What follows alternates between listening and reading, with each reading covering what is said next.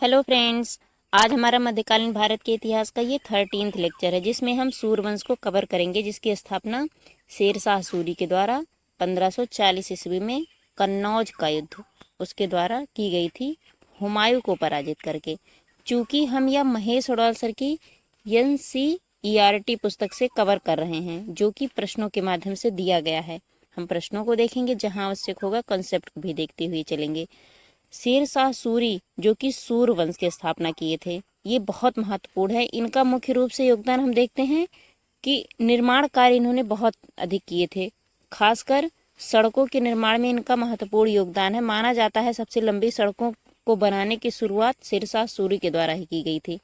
वैसे तो यह टॉपिक सभी परीक्षाओं के लिए महत्वपूर्ण है, लेकिन BPSC या बिहार जैसी मुख्य परीक्षाओं के लिए बहुत महत्वपूर्ण है, क्योंकि सूरवंश की स्थापना शेरशाह सूरी के द्वारा की गई थी, जो कि सासाराम के थे। सासाराम जो कि बिहार का एक क्षेत्र है।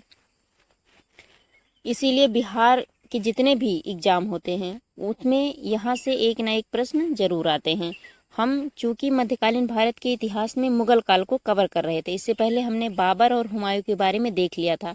चूंकि हुमायूं को पराजित करके शेरशाह सूरी ने सूरवंश की स्थापना की, और सूरवंश 15 वर्षों तक चला है, 1540 से लेके 1555 ईस्वी तक। तो हम उसको देखेंगे। इसके बाद टॉपिक वाइज मुगल वंश को कवर करेंगे। इससे हमारा मध्यकालीन भारत का इतिहास कंप्लीट हो जाएगा। तो चलिए हम शेरशाह सूरी के बारे में देखते हैं, जिनका टाइम पीरियड 1540 से लेके 1545 ईस्वी तक चलता है।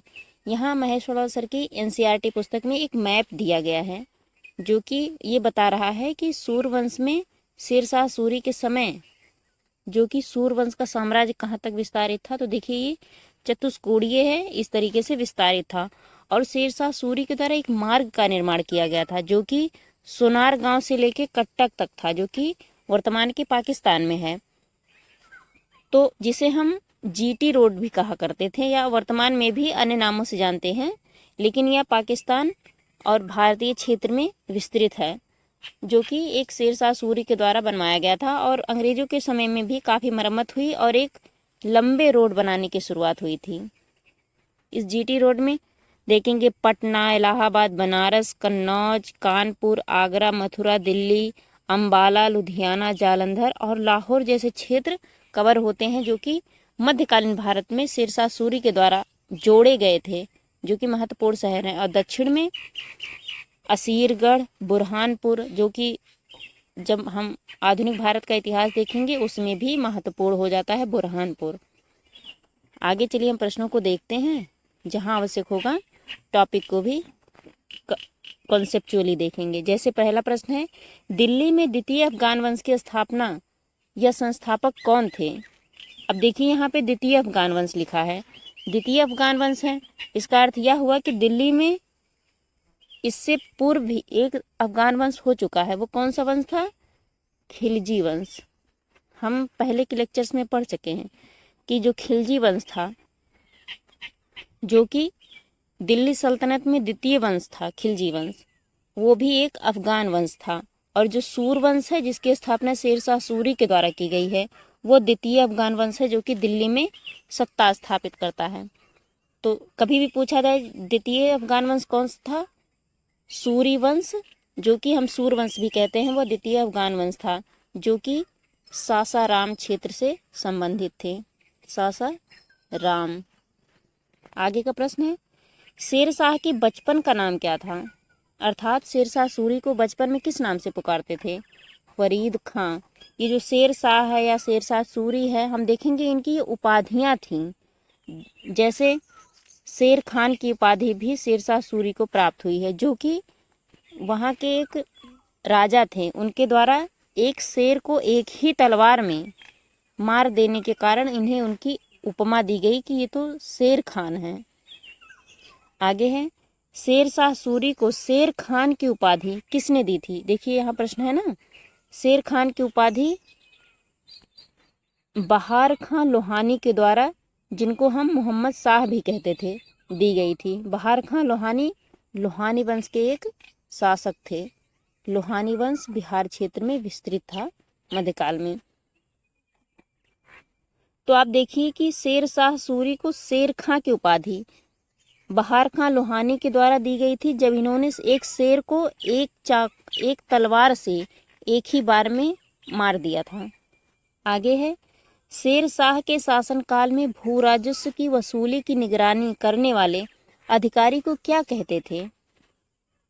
जो भू राजस्व की वसूली करता था उस अधिकारी को मुंसिफ अथवा आमिल कहा जाता था। आगे देखते हैं, कन्नौज के युद्ध में हुमायूं को पराजित कर दिल्ली का शासक कौन बना? हुमायूं को पराजित करके दिल्ली पर शासन शेरशाह सूरी के द्वारा स्थापित किया गया। हमने अभी देखा 1540 ईस्वी में कन्नौज के युद्ध में शेरशाह सूरी के द्वारा हुमायूं को पराजित करके सूरवंश की स्थापना की गई और एक बार मुगल वंश को समाप्त किया गया था। आगे है,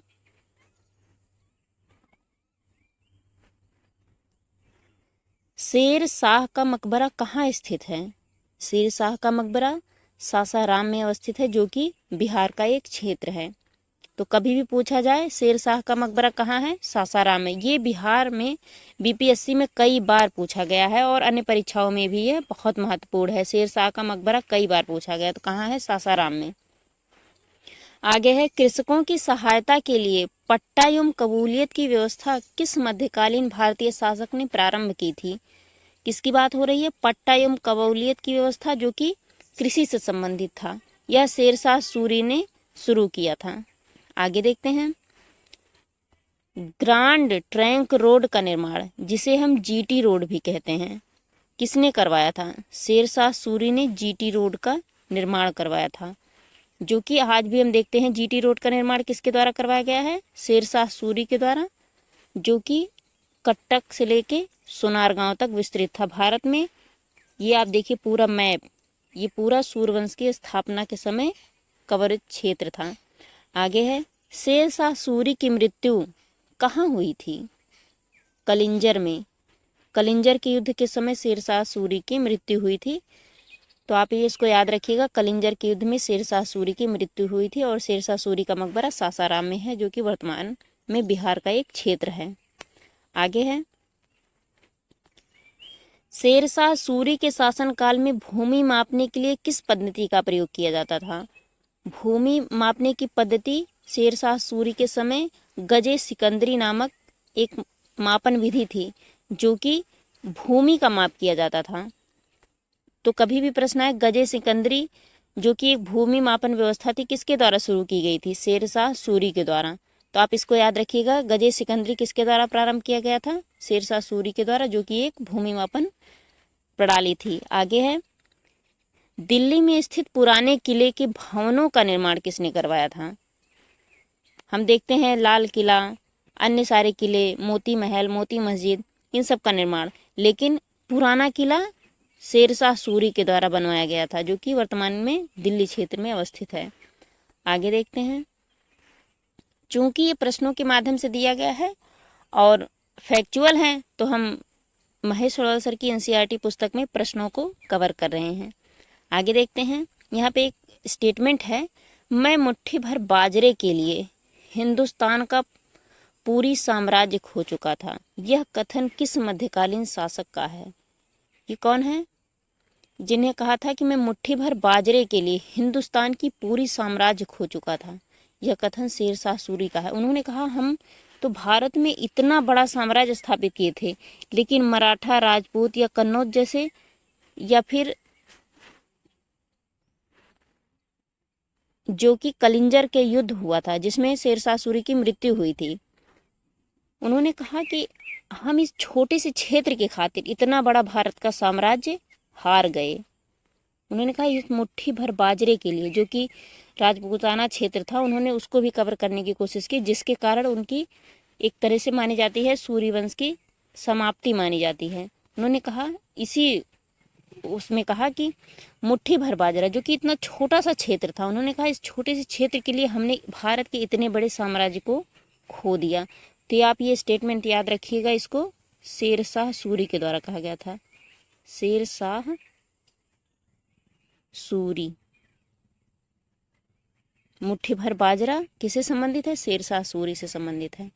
आगे देखते हैं, किस अभियान के दौरान शेरशाह सूरी की मृत्यु हुई थी? शेरशाह सूरी की मृत्यु कलिंजर अभियान के दौरान 1545 ईस्वी में हुई थी। तो आप ये याद रखिएगा कि उनकी मृत्यु जब हुई थी, तो ये भी एक फैक्ट बहुत महत्वपूर्ण है। कलिंजर का अभियान कब हुआ था? 1545 ईस्वी में। आगे है, शुद्ध चांदी का रुपया और तांबे का दाम किसने प्रचलित किए थे? शुद्ध चांदी का रुपया और तांबे का दाम शेरशाह सूरी के द्वारा प्रचलित किया गया। अब ये बहुत महत्वपूर्ण है कि जो चांदी का होता था, चांदी को रुपया कहते थे, और जो तांबे का सिक्का बनता था उसे दाम कहा जाता। वर्तमान में भी हम देखते हैं रुपया तो प्रचलित ही है। तो ये भी प्रश्न आता है कि किसके द्वारा ये रुपया शब्द आया? तो शेरशाह सूरी के द्वारा सबसे पहले रुपया शब्द प्रयोग किया गया। वर्तमान में हम रुपया को रूपी में इस तरीके से, पहले रुपया ऐसे लिखा जाता था, जैसे ऐसे आर करके इस पे ऐसे लगाया जाता था, लेकिन वर्तमान में इसको फॉर्मेट को बदल दिया गया, ऐसे करके इसको ऐसे काट देते हैं। जैसे हम देखते हैं ना, डॉलर होता है ऐसे कटा रहता है, या कोई अन्य करेंसी होती है तो कटी रहती है ऐसे। एन हो गया ऐसे, मान लीजिए ऐसे है, कुछ भी कोई करेंसी हो तो बीच में ऐसे कटी रहती है। तो हमारा रुपया भी अब उस तरीके से ना होके, ऐसे ना होके इस तरीके से डॉलर का फॉर्मेट दिया जाता है। तो इसकी शुरुआत, ये जो रुपया की शुरुआत शेरशाह सूरी के द्वारा ही की गई थी, जो कि तब चांदी का बनता था। वर्तमान में भी देखते हैं हम, जो रुपया होता है वो कुछ सिल्वर कलर ही होता है।